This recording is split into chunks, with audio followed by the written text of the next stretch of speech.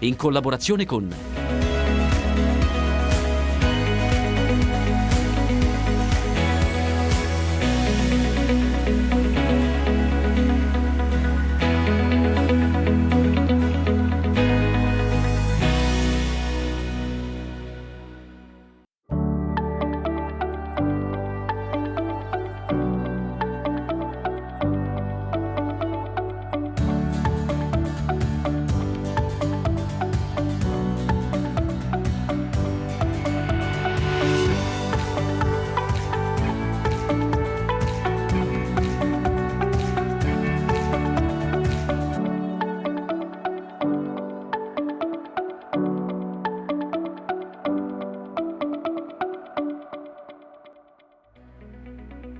Il Canavese è in quel Piemonte che corre verso la Valle d'Aosta. Tra borghi antichi, laghi, colline a vigneto che regalano vini pregiati come l'Erbaluce di Caluso di OCG e il Nobile Rosso di Carema DOC, e dove la gastronomia ha le radici nella storia, dai nocciolini di Chivasso ai torcetti di Agliè, dalla salam patata alla torta Novecento che salutò ad Ivrea il nuovo secolo, e dove abbondano i castelli facendone una piccola loira italiana.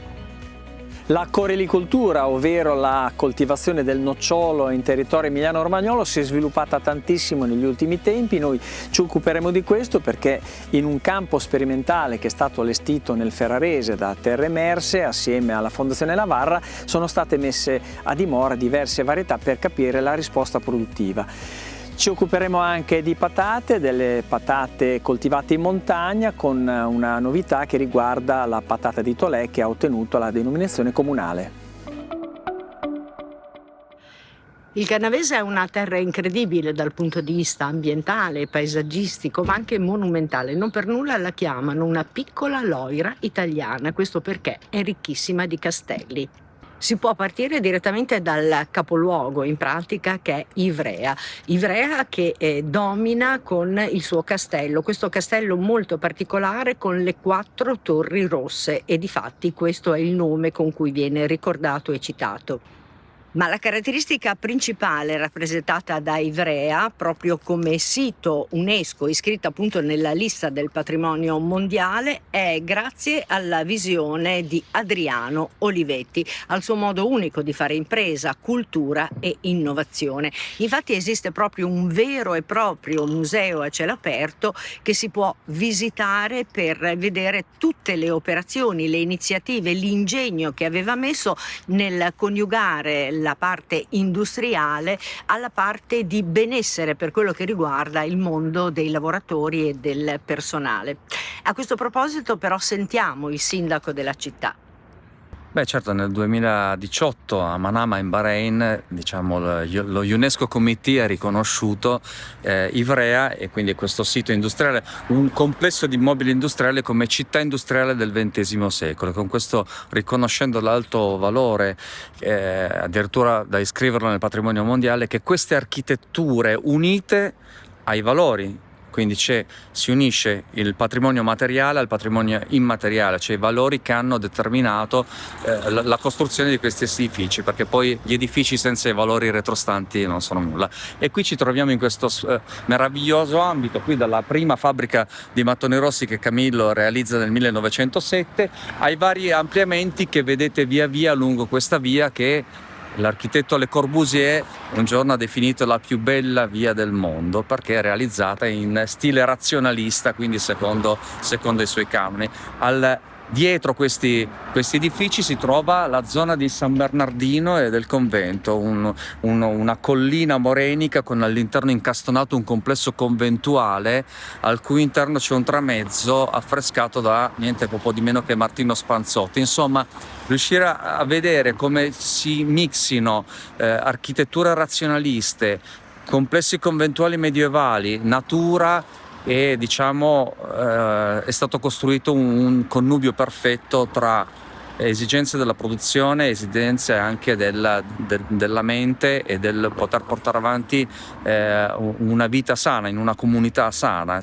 Tutti questi spazi all'esterno degli stabilimenti erano dedicati ai lavoratori, al fatto di poter trascorrere una pausa pranzo con non solo per saziare lo stomaco, ma anche la mente e lo spirito, quindi con attività culturali e ricreative. Insomma, tutto questo sistema voluto, questo costrutto voluto da Adriano è valso riconoscimento di sito UNESCO, ed oggi ritengo che noi abbiamo il compito di raccontare una delle più grandi storie italiane. Qui c'è un sottopasso, andate al centro ricerche che è la Casa Blu, e poi da lontano vedete la mensa, perché la mensa si trova in un'area interdetta, non potete entrare. Poi Borgo Olivetti con il primo edificio di edilizia popolare, le cosiddette Camilline, che invece erano le case costruite, lo vedete in Art Déco, da Camillo, e l'asilo che adesso è in ristrutturazione. E qui invece avete il quartiere Castellamonte, quello che vi dicevo, le case per i manager, le case famiglie numerose, Talponia o unità residenziale Ovest.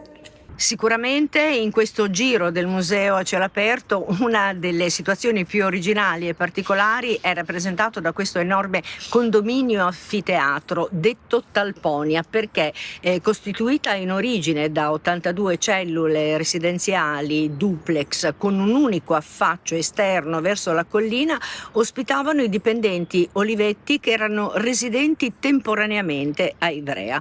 Complesso su 2 piani a pianta semicircolare lunga circa 300 metri e segna l'evoluzione di Ivrea da città industriale a città di servizio all'industria tra gli anni 70 e 80 del Novecento.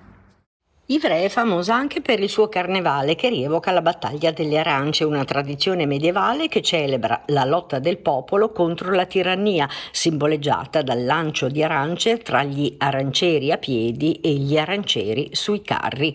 Nel 1194 ci fu davvero una rivolta popolare contro Ranieri il Biandrate, il primo dei 2 signori medievali a cui la leggenda fa risalire le prime vicende del carnevale, che fu insediato a Ivrea proprio dal Barbarossa per contrastare i Savoia e gli eredi di Arduino. C'è anche un'altra leggenda che narra di una vezzosa mugnaia, la Violetta, rapita dal nobile e portata nel suo castellazzo per consumare il rito ius prime noctis, ma lei lo fece ubriacare, gli tagliò la testa e così nacquero le rivolte popolari che portarono alla distruzione del castellazzo. Perché si lanciano le arance? Perché è simbolo della ricchezza in quanto frutto esotico importato dalla Francia del Sud e appannaggio solo dei nobili ricchi. Un'altra caratteristica di Ivrea, quella di correre lungo il corso della meravigliosa Dora Baltea. Il Naviglio nasce dalla Dora Baltea presso il centro storico, dove il fiume, dopo aver attraversato uno stretto canyon in mezzo alla città, si allarga. Fu realizzato a metà del Cinquecento per deviare le acque e irrigare le campagne del Vercellese. Un corso d'acqua lungo oltre 73 chilometri che subì diversi interventi proprio per come era conformato l'imbocco, spesso soggetto a interramento. Pensate che per risolvere il problema anche Leonardo da Vinci progettò un ponte canale che però non venne mai realizzato. Per molti decenni il Naviglio servì solo come strada per spostare le merci o per il passaggio degli eserciti, ma poi dalla seconda metà del Seicento nuovi interventi permisero il normale deflusso delle acque e l'apertura completa del canale, reso anche navigabile. Era l'inizio degli anni 50 quando i primi temerari canoisti eporediesi iniziarono a pagaiare sotto i ponti della Dora Baltea ad Ivrea. Nasce l'Ivrea Canoa Club. L'amministrazione demaniale concede l'uso del pontetto, un'antica piccola costruzione dotata di una propaggine costruita con pietre appoggiata su archi di mattoni sotto i quali scorre un pezzo di fiume ideale da utilizzare come pontile per imbarcarsi sulle canoe. C'è anche una piccola rapida, si imparano i segreti della navigazione sui fiumi, la manovra dell'eschimo, per poi iniziare a giocare con le porte dello slalom e così a poco Ivrea entra di diritto nel calendario delle manifestazioni nazionali e internazionali. Lo stadio della canoa, immerso nel verde in pieno centro, è il luogo privilegiato per attività agonistica ma anche svago e centro di specializzazione per la canoa slalom. 2100 anni di storia, origini celtiche, città romana, e Porediesi, i suoi abitanti dall'antico nome latino, e anche la gastronomia non scherza. Qui nasce la torta Novecento, ideata dal maestro pasticcere Ottavio Bertinotti a fine Ottocento per celebrare appunto l'arrivo del nuovo secolo. Il segreto sta nella farcitura tra due strati di pan di Spagna al cacao molto soffici e leggeri. Un ingrediente nel cioccolato ne caratterizza il sapore. Il laboratorio, ancora in corso Re Umberto, viene poi ceduta alla famiglia Balla insieme alla ricetta dal marchio brevettato, passando così il testimone di custode del mistero. Tra le bontà del canavese spiccano gli eporediesi, che sono biscottini che prendono appunto il nome dagli abitanti, golosissimi pur senza farina e lievito nell'impasto, croccanti all'esterno e morbidi all'interno. Da Ivrea a Chivasso con i nocciolini, minuscole meringhe alle nocciole, i torcetti di Allier, biscotti di pasta lievitata e burro dalla crosticina croccante. L'origine è addirittura del XVIII secolo. Quanto ai salumi, il salam patata insaccato crudo a base di carne suina e patate lesse, la piattella di Cortereggio, fagiolo bianco presidio slow food che cresce attaccandosi ai fusti di altre piante.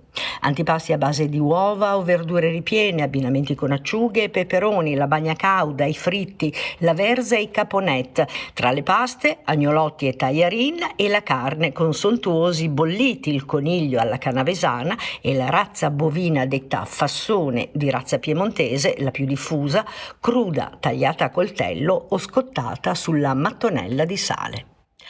Siamo arrivati ai vini, ma questa è un'altra storia che racconteremo tra poco insieme a tante altre curiosità. Il vino che state bevendo voi è un Gattinara. Questo vino prende il nome dal paese in cui viene prodotto.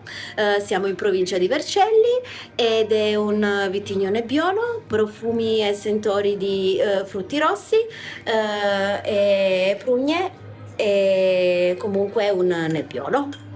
Oltre ad essere un vino particolare, anche la bottiglia porta una forma particolare, c'è un motivo? Assolutamente sì, è stata coniata dal nonno degli attuali proprietari della vigna, in quanto lui aveva dei gusti molto raffinati e i vini una volta erano piuttosto spessi, e lui fece coniare da un suo carissimo amico che faceva le bottiglie, faceva il vetraio, una forma un po' particolare, quindi possiamo dire che questa è la forma dove il fondo del vino rimaneva qui e riusciva a bere solo il vino in purezza senza il fondo. Praticamente si è inventato il primo decanter. Quanto al mondo dei vini abbiamo tante altre chicche da scoprire, lo faremo direttamente sempre qui nel Canavese tra Rosso Carema DOC ed Erbaluce di OCG. Ma adesso una piccola pausa, la linea a cielo aperto Claudio Ferri, e noi ci rivediamo nel finale per completare il nostro tour.